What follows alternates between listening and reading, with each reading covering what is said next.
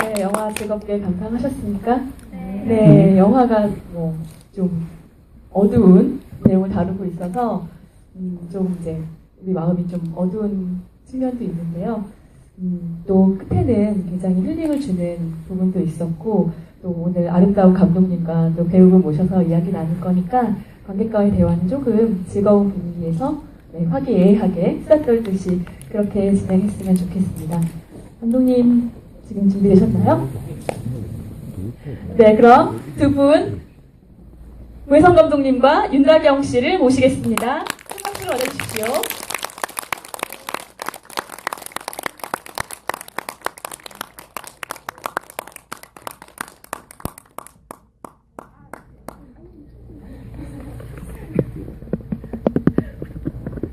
네, 인사하고 앉겠습니다. 네, 안녕하세요. 반갑습니다.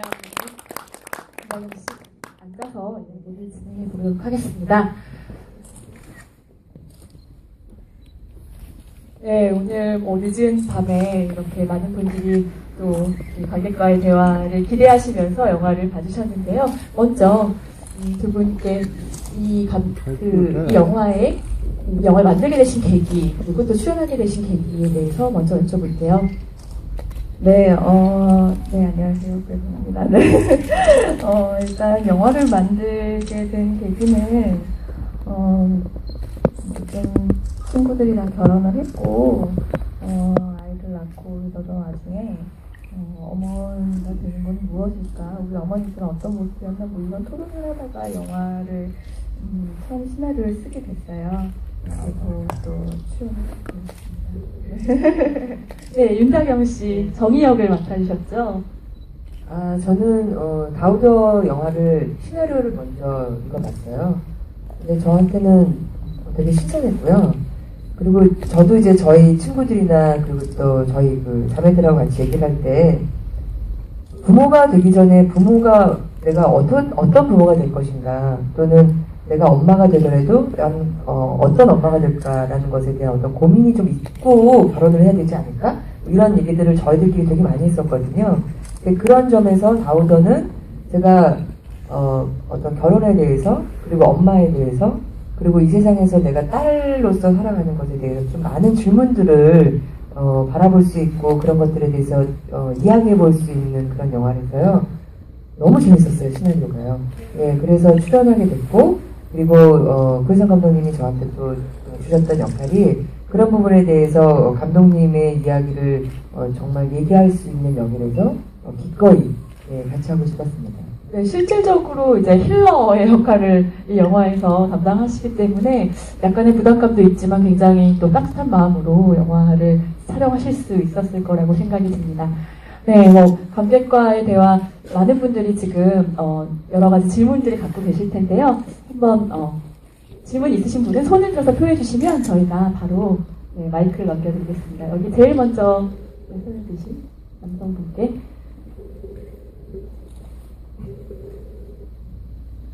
네, 안녕하세요. 피아노 선생님 집에서 마지막에 나오실 때 그 목도리 색깔이 바뀐 걸로 알고 있는데 들어갈 때랑 나올 때 바뀌었다고요? 목도리 색깔이? 그랬었나요? 발색이 그렇죠. 예. 네. 뭐, 사실 목도리가 바뀐 것에 대해서 뭔가 화해를 했다, 엄마를 이해했다, 이렇게 또 해석하시는 분들도 많으신데, 그런 의미보다는, 끊을 수 없는 어떤 혈연 관계에 대한 어떤 연민 같은 느낌이었어요. 어머니가 일방적으로 이제 주신 사랑을 받았다라고 보기는 이미 어머니가 돌아가셨기 때문에 그런 의미보단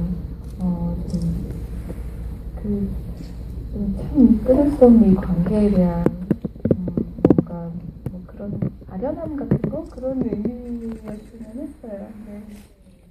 네.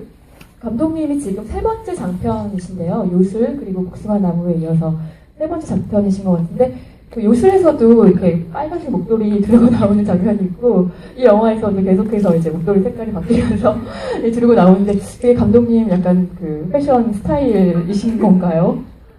아니, 사실 액션 스타일보다는 이렇게 단편이나 장편 이전에 해왔을 때 좀 사용스럽고 괜찮았던 요소들은 한 번씩 더 사용하는 것 같아요. 적절할 때.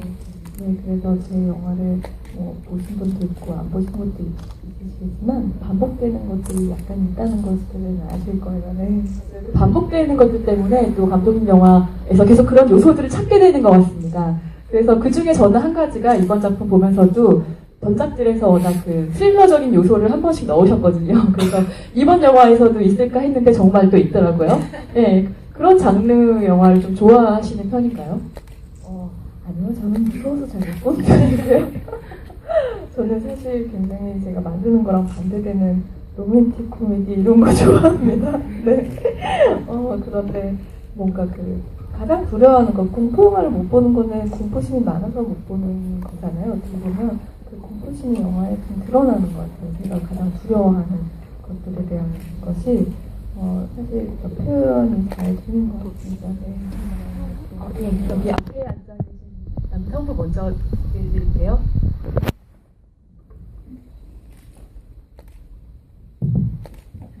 예, 안녕하세요. 영화 잘 봤습니다.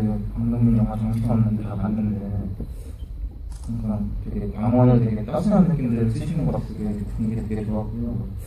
질문이 두 가지가 있는데 하나는 먼저 전에는 장편 같은 경우는 이제 연출만 하시다가 이번에 직접 출연도 하셨는데 아무래도 직접 출연하시다 보면 연출만 하실 때랑 현장에서 디렉팅 하실 때 어떤 차이가 좀 있는지 그게 하나 좀 궁금하고요. 또 하나 시나리오에서 약간 좀 궁금한 점이 하나 있는데 아버지의 존재에 대해서 약간 의아한 느낌이 들어서 사실 저는 이 영화에서 아버지가 굳이 하는 그런 상의의 아버지가 하는 역할이 결국은 좀 기계적으로 어머니가 안 걸렸는데 돈이 없다고 전화 오는 데에서 그 통화 하나 때문에 그래서 기계적으로 들어간 게 아닌가 하는 그런 생각이 들거든요. 그러니까 아예 아버지가 안 나왔으면은 좀 편노스라거나 아니면 꼭 죽은 걸로 처리하지 않아도 되면 뭐 죄를 지고 감옥에 갔다거나 뭐 외랑 배를 두고 뭐가 평강을 먹는다거나 그런 식으로 표현해도 되는데 초반에 보면은 이렇게 퇴근하고서 들어오니까 냄새나니까 씻으라고 해서 한번 보여주잖아요. 근데 이렇게 그걸 보여주는 바람에 중간에 이렇게 클라이막스를 시작을 되고 야 집에서는 자기 부인이랑 딸이 저러고 있는데 아버지는 그런 도대체 뭘 하고 있나 이런 생각이 계속 드는 거예요. 그래서 왜 굳이 그냥 편모스라여도 시나리오 진행하는데 그다지 전혀 무리감이 없어 보이는지 아버지란 존재가 그리고 현재로 들어와서도 근데 병실에서도 결국 하는 역할이 또 없잖아요. 거기에서라도 좀 모르겠는 달라져가지고 뭐 그런 게 있으면 모르겠는데 공기 같은 존재라서 각본도 직접 작업을 하셨습니까? 각본 작업하실 때 아버지는 어떻게 설정을 하신 게 아니 뭐 편집 과정에서 영화에 드러나지 못한 뭐 비슷 설정 같은 게 있는지 궁금해요. 그리고 두 번째 질문 관련해서는 사실 남성으로서 당연히 들 수 있는 질문인 것 같아요. 아버지의 역할이 미미하고 아버지뿐만이 아니라 모든 남성들이 굉장히 비겁하고 역할이 없죠. 예, 도망가고. 근데 뭐 10대의 그 소년이야 좀 무서우니까 도망갈 수 있다고 하지만 그 아버지가 지금 모녀가 지금 싸우고 있는데 거기서 조용히 시끄러워 뭐 이렇게 한마디 할 수도 있는데 그렇지도 않았고 그렇습니다. 또 그 아버지는 또 이쪽 아버지는 굉장히 또 폭력적으로 묘사되어 있고요. 한번 그 질문 먼저 대답을 해주시고 네. 일단 그 아버지 같은 경우는 그 아까 말씀하신 것처럼 뭐 감옥에 가던 뭐 그런 사실 설정을 하면 이 집 자체가 굉장히 극단적으로 치닫기 때문에 극단적인 상황이 치닫기 때문에 그 둘의 관계보다는 좀 더 집중이 좀 분산될 거라고 생각을 했고요. 그랬던 것 같아요. 모녀 관계에 있어서 아무리 아버지랑 친밀도가 있다고 해도 사실 크고 나고 자라고 나면은 어쩔 수 없이 어머니랑 친하지 않아도 더 공유할 수 있는 것도 여러 가지가 있잖아요. 거기에 대한 부분을 좀 강조하고 싶었던 부분도 있고 사실 아버지가 영화에서 존재감이 없는 것처럼 실제로 존재감이 없이 설정을 했어요. 실제로 이 사람은 있는지 없는지도 모르는 네. 뭔가 지금은 좀 아버지의 모습들이 많이 달라진 것 같아요. 뭐 육아 프로그램도 많이 하고 이러면서 아버지들이 뭔가 가사에 좀 더 참여하고 이렇게 바뀌었지만 또 저희 전 세대 아버지는 새벽같이 뭐 공장이나 어디 일을 나가시고 나면 밤늦게 돌아오시고 주말에는 주무셔야 되고 뭐 이런 일이 있다 보니까 사실 딸이나 아들들과 뭐 크게 교류가 없었던 것 같아요. 그러다 보면 자라고 나면 아버지가 존재가 하지 않는 거죠. 사실 어떻게 보면 돈 버는 기계처럼 돼버린 거고, 다 크고 나서는 아버지는 아버지대로 이제 지쳐있고 가족들하고 함께하고 싶은데 이전에 이미 함께하지 못했기 때문에 또 거기서 생기는 갈등이 있고 하는데 사실 갈등조차도 만들어질 수 없을 정도로 존재감이 없는 아버지. 그냥 일 갔다 돌아오면 엄마는 냄새 난다고 씻으라 그러고 뭐 그냥 뭔가 돈 버는 이 집에 그냥 돈을 벌어다 주는 좀 기계같이 그렇게 사시는 모습?